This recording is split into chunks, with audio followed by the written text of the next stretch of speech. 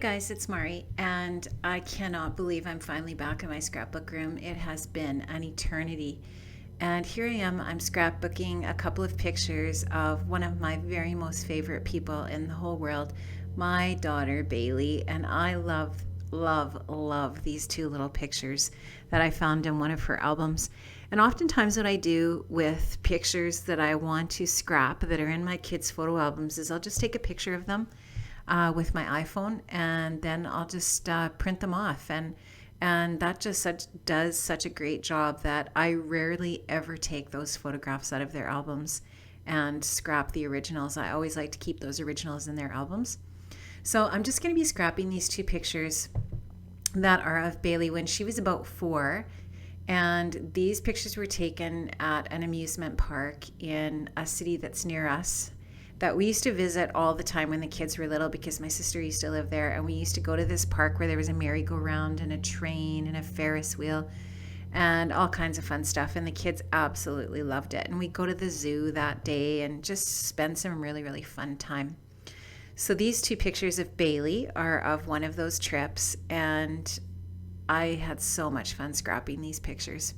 So what I did was I was working on a piece of white cardstock, and I just took that and I applied some gesso, some opaque gesso to the background just to prime the paper. And I was pretty sure I wanted to use some kind of medium on there. And since Kelly and I are working on our mixed media mania right now, I decided to use some gelatos on this layout as well, besides in my art journal.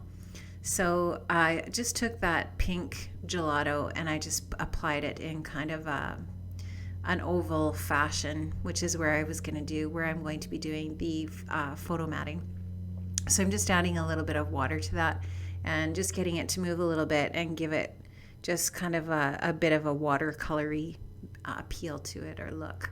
And I'm just smooshing it around with my finger there a little bit, getting the water, or getting the gelatos to blend, and then adding some more water to get them to run a little bit. So just spritzing that with a little bit of water from a water bottle. And I'm just getting it to move around there. So I'm just going to fiddle with that a little bit, and then I'll dry it, and you'll see me adding some other medium to that. So what I'm going to be doing now is I'm just going to add some golden light modeling paste. I'm going to add a little bit of picked raspberry distressing to it. And that picked raspberry is very highly pigmented. It's pretty dark. It's a really bright fuchsia. And so the great thing about the texture paste is that the white really tones down any color. So I didn't want it to be really super bright, because I really wanted the pink on this layout to be soft. And usually I'm not really super bold with color. I can be, but typically I tend to go a little bit on the light side, sometimes too light. But anyways, I'm just going to put that on there just so that it kind of blends in a little bit, but adds some texture. So I'm using a Tim Holtz alphabet stencil, which I love. I love that stencil. It's quite cool, actually. And it's got the alphabet and some numbers on it. And I just thought that was neat for a layout about a small child, and just kind of a little bit whimsical and youthful in that way. And I just like it. So I'm just trying to get that texture paste on there as best I can. It's tricky, right? Because I didn't want to mess up any of the sides. I didn't want it to just be the alphabet straight through. I wanted to mix up what was on there a little bit, as far as looking at it in a linear fashion. So now I'm just going to take some blue watercolor from my watercolor palette, and I'm just going to use that packaging just to put that smoosh that watercolor, that blue watercolor on there. And I chose I chose blue as one of the other colors for the layout, because in the photograph Bailey's wearing a little plaid blue top and shorts. And I just thought that would look nice with the photograph. So I'm just going to work that around that pink texture paste and gelato base that I've got there, just to add a little bit of accent color to the layout, so that it's not completely tone on tone. I wanted just a little bit of other color on there besides the pink. So I'm just working that around and just taking some of that up with a paper towel. And I didn't want the blue to be super bold, so I'm just taking off a little bit of the excess, and now I'm just drying it up a little bit to speed up the process. So the nice thing about priming your paper ahead of time, if you know that you want to do some stuff on there, but you're not really sure exactly what, and this is pretty typical of me, I quite often don't know exactly what I'm going to be using, so I like to make sure that I get a primer on there. So in this case, it's gesso. Now I'm just taking that pink watercolor and I'm just splattering that on there, just watering it down pretty good, splattering it on just with a round brush, and just going to work that onto the layout. And then I'm going to do the same thing with some blue, and I'm just going to splatter that same color of blue that I used on the background as splatters on there as well, just to spice it up a little bit. I don't want too much white space on the layout. Obviously, you know, when you don't have a ton of, and I don't on this one, I don't have a ton of patterned paper. I didn't want there to be a huge amount of white space. That's one of the things that I often struggle with, and with a 12 by 12 layout, is the ratio of the space is quite daunting sometimes when you're working with, if you're working with one photograph, or in this case, two smaller ones. My photos on this layout are both 3 by 3. It's just, you know, sometimes if you don't have a plan, you don't have a sketch that you're working from, or you're not scrap lifting from another layout, it's kind of tough to sort of figure out what you're going to do with all of that space. And there isn't anything wrong with leaving it white, as long as in my mind it's not trapped. But just to trying to work effectively with what you're going to do with balancing, I guess, the space more than anything. So those splatters just help deal with a lot of that white space on the layout. So I just took and I edged around the edge of the layout with some broken china distressing, just to frame that in a little bit. And now I'm just adhering that with my tape gun there, my tape runner, my ATG, sorry, get the lingo right here. And now I'm just putting on some Heidi Swap Color Shine, and that's the ocean color, and it is gorgeous. I love that blue. It's so pretty. So I'm going to splatter that on, and now you can see that I'm actually getting quite a lot of splatter on there, but that's all good. I'm going to put some more on. I'm not done. I'm going to put on some pink Color Shine, and I'm also going to put on some gold, because I put a few ephemera pieces, a few die cuts that have gold on them. So I'm going to put some gold Color Shine on there too. So there goes the pink, which I love. And then I'm going to put some gold on there. I just love that Color Shine. There isn't one of the Color Shines that I don't like. Love it all. Perfect. So now I'm going to take some of the Chickanitty 6x6 paper pad. I believe it's, see if I can remember it. I don't remember it right now. Is it called Yippee? I don't know. Don't laugh at me if you think that's funny. I don't remember.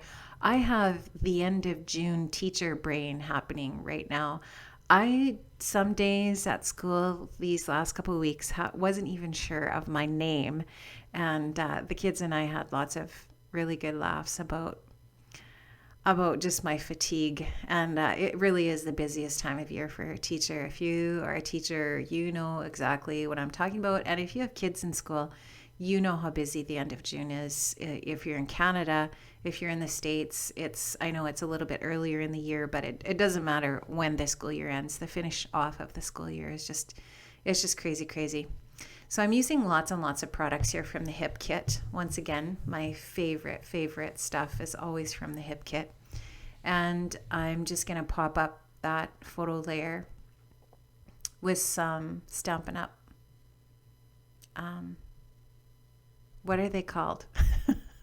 See what I mean? Some of those Stampin' Up dimensionals.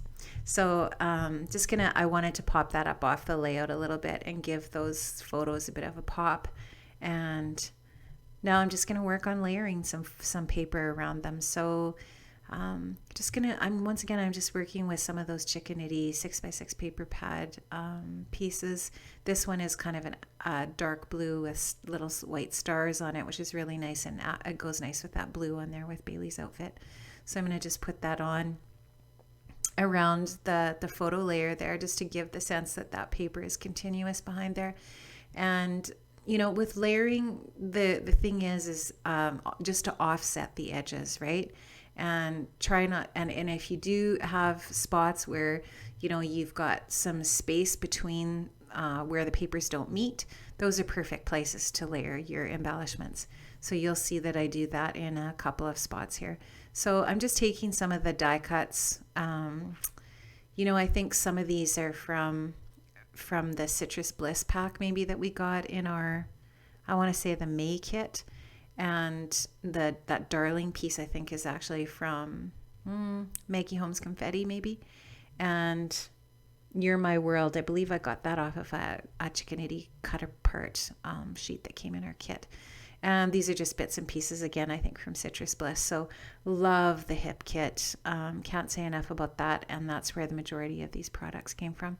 So I love that little flamingo too. I couldn't resist. I had to put that on there. And aren't the pineapples just awesome that are in so many of the different sets that we can get now, so many of the different pattern papers and ephemera packs and stuff. There seems to be a real pineapple theme right now that's trending out there, which is kind of neat.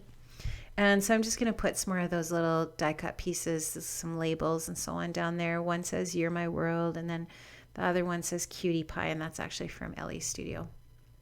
And you're going to see me add a few of those little bits from, oh gosh, I'm not sure what that came in that piece with the titles on it, and that came from our hip kit too, but I can't remember what it is. I'm just going to take and add a few of those little arrow pieces onto the top of that journaling card. So I'm just going around, I'm just adding once again more of that broken china distress ink onto the different ephemera pieces and so on, and just to give them a bit of a frame around the edge and bring that blue color into the layout in a variety of other places. And yeah, just jazzing it up a little bit. So I don't want to make it sound like I don't like what I do for work, because I absolutely love it. And I love the kids at school. They are just like, every day I wake up in the morning and I'm excited to go to work, and I'm not exaggerating. But I just want to say I am really excited. The school year's almost over, and I'm really looking forward to getting into my scrap room and doing some scrapping on a regular basis again. I really missed it this last month and haven't really been doing a whole lot. So looking forward to getting back into a regular routine and doing some more scrapbooking layouts. So just adding a little bit of that foam tape, the dimensionals on there, just to pop stuff up a bit and getting things stuck down there. So the layout's just about over. I'm really just finishing it up. And I'm actually going to do the journaling off camera, and then I'm going to show you what it looks like after. But I just wrote on there, it seems as though I blinked, and when I opened my eyes, you were grown. I look at this and it reminds me of what fun you were at 4 and how grateful I am for you. And it's true, she was just a little bundle of fun, and you can see that in her face when she's on that little pony on the merry-go-round. So I love this layout. I love these pictures of her. They're just really adorable. And then I just finish off with a few of those Maggie Holmes flower sequins that were in one of our kits a while back, which I absolutely love, and I'm slowly but surely using up. And I know I'm going to be sad when they're all gone, because I love those sequins. They're gorgeous. And just fiddling with those little pieces once again. As usual, small tiny pieces are never my friend on layout, so I'm just trying to get those on there. And I just alternate them using the different colors that are in the layout, the light pink, the darker pink, and the dark blue. So I just like the way those finished off that journaling card. And it's the journaling card I actually made out of a piece of paper. I think it was from the Ellie Studio collection. and just cut it into a journaling card. It's just a grid paper. So you can see the sequins on there now that I added from Maggie Holmes, and just showing you kind of the details up close. You can see the texture from the texture paste on there. And I decided I'm just gonna add a few more of those little enamel arrow pieces there, just to finish them all the way across the top of that piece that I make into the journaling card. So I'm almost finished, nearing an end, and I really enjoyed doing this layout. It's really simple, it's really basic, but it was just so much fun to get back into my room and get my hands on some paper and some glue and have fun. Thanks for watching. Bye.